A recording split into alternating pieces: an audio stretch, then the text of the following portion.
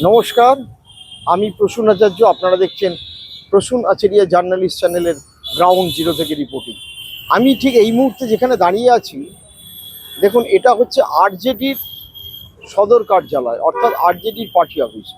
এইখানে পুরোটাই তেজস্বী, লালু প্রসাদ কোথাও নেই। এবং তেজস্বী যদি মুখ্যমন্ত্রী হন, তো এই অফিস থেকেই কিন্তু তিনি মুখ্যমন্ত্রী হবেন। অতীতে আমি যখন পাটনায় এসেছি, যখন লালু রাবড়ির জমানা, এই অফিস ভরা থাকতো। 1 নম্বর অ্যানেমার্গের পাশাপাশি নেতারা আসতেন যেতেন। কিন্তু এখন যেহেতু মূল বিষয়টা চলে গেছে তেজস্বীর বাড়িতে, সুতরাং পার্টি অফিসের লোক আছেন, পার্টি অফিসে প্রেস কনফারেন্স হয়, কাছেই বিজেপির পার্টি অফিস। এবং এই যে রাস্তাটি আপনারা দেখছেন, যে রাস্তায় দাঁড়িয়ে আমি এই ভিডিওটি করছি, এটা হচ্ছে বীরচাঁদ প্যাটেল পথ।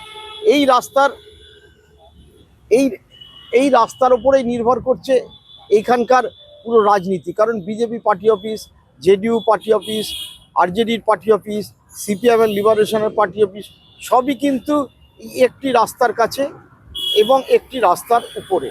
এখন প্রশ্ন হচ্ছে যে শেষ পর্যন্ত বাজিমাত করবে কারা, কে কিভাবে বাজিমাত করবে।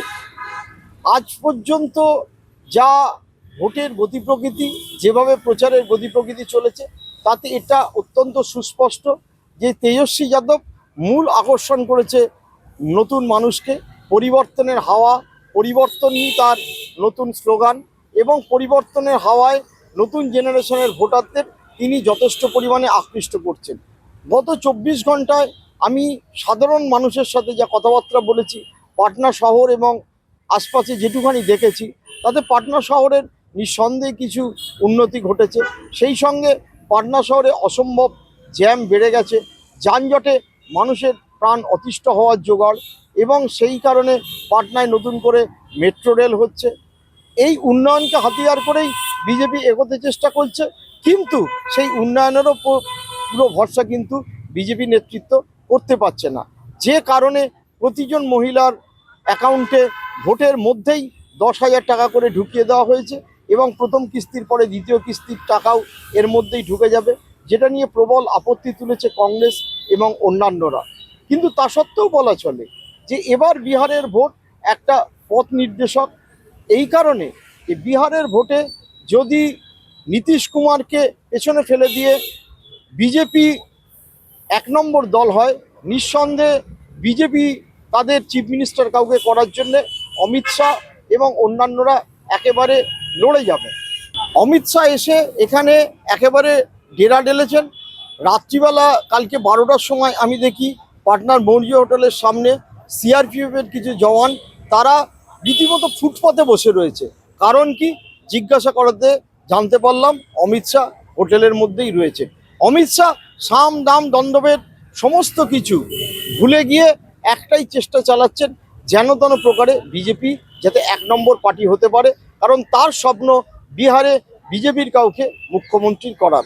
অন্যদিকে প্রথম অবস্থায় নীতিশ কুমার যেভাবে রিলাক্টেন্ট ছিলেন, সুতরাং নীতিশ কুমারের সঙ্গে যে দুজন আছেন, লালন সিং এবং রঞ্জন ঝা, তারা কেউই সেই অর্থে বড় কোনো পলিটিশিয়ান না। তাদের কোনো আধার নেই, অর্থাৎ তাদের কোনো জনাধার নেই বলা চলে। দেশ থেকে তারা উঠে আসা পলিটিশিয়ান না, কিন্তু তারা কিছুটা ক্রিকেট টাইপের অত্যন্ত মন্ত্রণাদাতা। এবং তারা অমিত শাহর সাথে দিল্লিতে গিয়ে একটা সেটিং করে এসেছিল, যাতে নীতিশ কুমার কম সংখ্যক সিট পেলেও বিজেপি বেশি আসন থাকবে। এবং এনডিএ যদি গভর্নমেন্ট হয়, তাহলে কয়েক মাসের মধ্যেই নীতিশ কুমারকে সরিয়ে দেওয়া যাবে, হয় আগেই দেওয়া যাবে অথবা কয়েক মাসের মধ্যে।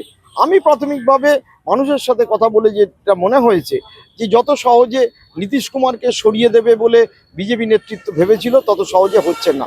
উল্টো দিক থেকে এই যে রাষ্ট্রীয় জনতা দলের যে অফিস, তেজস্বী যাদবকে স্লোগানকে সামনে রেখে, তেজস্বী যাদবের একটাই মূল স্লোগান, সেটা হচ্ছে কর্মসংস্থান।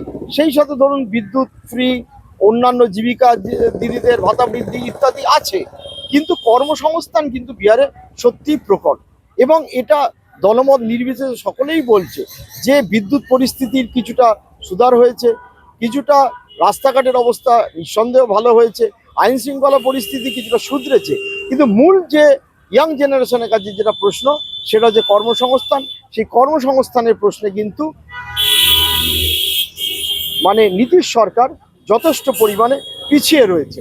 এইবার আজকে বস্তুতপক্ষে এমন একটা আর পরের লড়াই চলেছে, যদি তেজস্বী যাদব হেরে যান তাহলে বুঝতে হবে আগামী দিনকে কিন্তু বিহার বিজেপির ওপর ছেড়ে দেওয়া ছাড়া কিছুই করা থাকবে না নীতিশ কুমারের। সুতরাং কি হয় আগামী দিন সেটাই দেখা। আরজেডি আপনারা জানেন কংগ্রেসকে একেবারেই ভালো সিট ছাড়ার পক্ষে ছিল না, বেশি সংখ্যক ভালো সিট, যে কারণে কংগ্রেসের নেতৃত্ব ভীষণভাবে জেদে চলে যায়, এমন অবস্থার সৃষ্টি হয় যেন জোটটা ভেঙে যাবে। শেষ পর্যন্ত 7টি আসনে ইন্ডিয়া গঠবন্ধনের নিজেদের মধ্যে লড়াই হচ্ছে, কিন্তু তা সত্ত্বেও মোটামুটি কনসলিডেশন হয়ে গেছে বিরোধী ভোটের, এবং কনসলিডেশন কিন্তু হয়নি এনডিএ জোটের। সমস্যা হচ্ছে এইখানেই, শেষ পর্যন্ত নীতিশ কুমারের যে ভোটাররা তারা জেডিইউকে ভোট করলেও বিজেপিকে কিন্তু কতটা ভোট করবে সেটা দেখার। উল্টো দিক থেকে বিজেপির একটা সেকশন, বিশেষ করে চিরাগ পাসওয়ানদের সেকশন, তারা চাইছে নীতিশ কুমার যাতে কম সংখ্যক আসন পান। গতবার চিরাগ পাসওয়ান নিজে 129টি আসনে ক্যান্ডিডেট দিয়ে নীতিশ কুমারকে বহু আসনে হারিয়ে দিয়েছিলেন। সুতরাং এই অবস্থায় নতুন করে যে নায়ক হয়ে উঠতে পারেন কিনা তেজস্বী যাদব, সেটাই কিন্তু আগামী দিনকে দেখার জন্যে সকলে অপেক্ষায় থাকবে।